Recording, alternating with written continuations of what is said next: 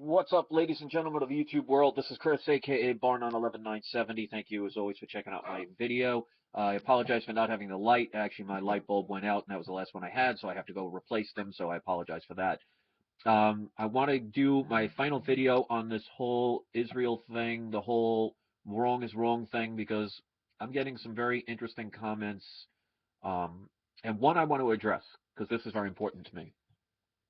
I am not a religious person. I used to be, but I started researching and I see that religion, just like politics and government, is unfortunately nothing more than a propaganda to steer you in a different direction than what you really need.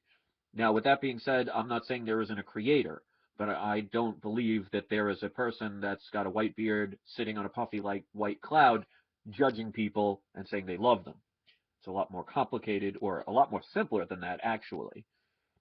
But as far as some of the email responses I've gotten and some of the comments from people saying, well, Israel can do what they want because they're the chosen people. Let's just say everybody's religious. Somebody saying that a specific group of people are God's chosen people is basically saying that God doesn't give a crap about anyone else other than that section of people. So if that were true, and if the Israelites or whatever, any kind of particular group says they're the chosen ones, which, by the way, the Nazis basically said the same thing, that they were the chosen race. So this is not just going towards the Jewish community or Israelites or anyone. If that is the case, let's just assume God picked a group and said, you guys are the chosen ones. I love you more than anyone else. Well, why would God create anybody else then? What would be the purpose? Do people really comprehend what they say sometimes? I mean, get that through their heads. People are saying, oh, well, Israel is not taking back the land. They already own it. But yet, they take a little bit of it every couple of months, so it appears like nothing's happening. This has been going on since the 1950s. And I made a logical thing. And I do this so people can actually put it in proper perspective. If you owned a house with, let's say, 100 acres worth of property, and you went on vacation with your family for, let's say, 6 months, and you come back to find out that there are squatters and they have taken over your house, are you just going to sit there and say, oh, okay, no problem? No. Are you going to say, okay, what I'll do is I'll take back 1 acre of property every year? No. What will you do? You will first try and get them out, and if they don't go out and get out of your property, you call the authorities, you show that you are the legal owners of that land, and they will escort those people out. And you do that right away. You don't take decades to do it. So if Israel is supposed to be, and I'm just using them as the example because that's what people are bringing up. This could be any nation throughout history. So anybody that's going to sit there and say I'm an anti-Semite or something like that is utterly ridiculous, and you should just shut the heck up.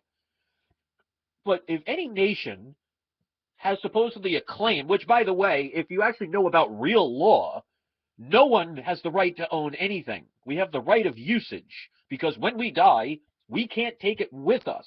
So we don't own anything. So anybody that claims ownership of something, you really got to be careful about those people and not trust anyone. And again, I'm not specifically singling out anybody. If the Russians, if the Syrians, if the Mexicans, if the Canadians, if the American people, if anybody says we have the right to own this land, it's ours, they're wrong. They don't own the land, unless you understand what land means. Land actually means you, the person, because your soul is what they own. And they are the owners because your body is the land for your soul. People really need to start researching stuff. When they talk about we own the land, you think that actually means the ground. Well, if you know anything about, even remote anything about religion, nobody owns anything. God didn't create, and again, I'm just going by the story of the Bible. I'm not saying this is actual fact. But if God made Adam and Eve in the Bible, in Genesis, in the beginning of the book, they didn't say God created Adam and Eve and gave them title to the land and said, here's a piece of paper that says you own it. Anybody ever wonder why the Mayans and the Aztecs and the American Indians were all slaughtered? and any other races, because they were called savages. They lived peacefully and in harmony with the land. They didn't own it. They just understood that they were there and they worked in harmony with it until Europeans came over and said, wow, you have a lot of things that we want. So we're going to kill you all, slaughter you, and take it and claim it as ours. In the name of God or whatever, or Buddha, or whoever they prayed to. So anybody that says they have the right to own something is utterly ridiculous right there. But let's just say we'll throw that out the window. If Israel, and again, I'm only using that example because people were talking about this in this video, and they're making these claims that, oh, Israel are the chosen people, and God only loves them, and we have the right to that property. Well, if they have the right to the property, why didn't they back in the 1950s, and when after World War II, they reestablished Israel as a nation, as a recognized nation, why didn't they say, well, we want the whole thing because we have the right to it? Why have they taken, since the 50s until now, to slowly take little bits and pieces and murdering people along the way? These are the chosen people? There are no chosen people. If you know anything about what God or what your God is all about, it's supposed to be about love for everyone. Blacks, whites, gays, straights, Muslims, Buddhists, Jewish people, Catholic people, Christian people. The arrogance of some people is mind-blowing.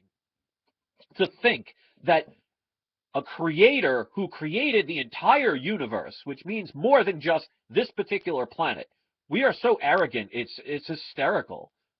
When creation came from everything, to think that a select few have been the chosen ones. Why? Because it said so in a book?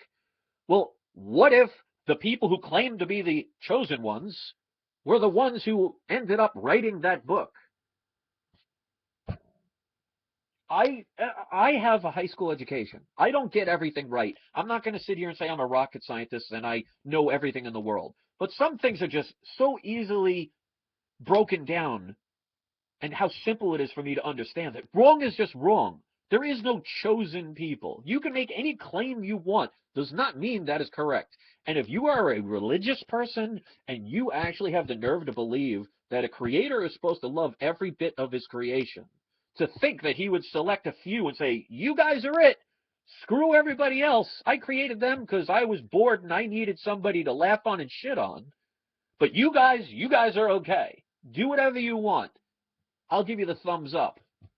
Really? If that's the case, then anybody with any sort of religious background should be damn well ashamed of themselves. And I'm talking about every religion.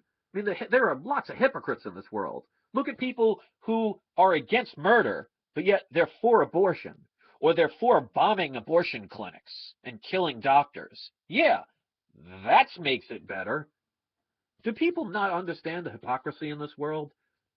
It's sad how people are so indoctrinated and how programmed that they will fight to the death about something they read in a book that was written thousands of years ago from God knows who, and you'll just take it as gospel because, well, that's what it says. If that's the case, I'll write a book right now, go bury it underground, and then leave it for somebody to find 5,000 years from now and claim ownership of the world for my people, the Barnon warriors. Does that make it so because I made a claim and wrote it in a book that's been so changed and altered and adjusted throughout the times that they had to go from one testament, the Old Testament, to a New Testament? And they've said several times, if you actually research the stuff, of how many times it's been altered and how many times they've actually eliminated things from it.